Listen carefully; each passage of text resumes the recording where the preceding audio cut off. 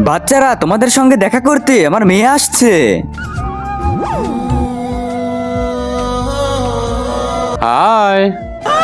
আরে হাই বলছে, তোরা সরে যা। আব্বে শালা, এটা কি করলি? আব্বে শালা, ওকে সিঁদুর দিলি, ধর তোরা সবাই।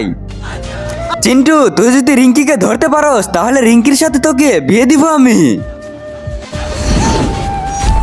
আরে শালা, আগে তো কোনো রাস্তাই নাই। এক কাজ করি, জলপরীকে ডাক দেই। আমাকে ডাকার জন্য দুইটা ইচ্ছা পূরণ করি। আমাদের বাপের হাত থেকে বাঁচাও। আমি তোমাদের ছোট করে দিতাছি, সাপের গর্তে ঢুকো।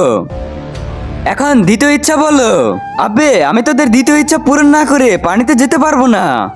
জলপরি, তুমি কি এইখান দিয়ে কোনো ছেলে আর মেয়েকে যাইতে দেখছাও?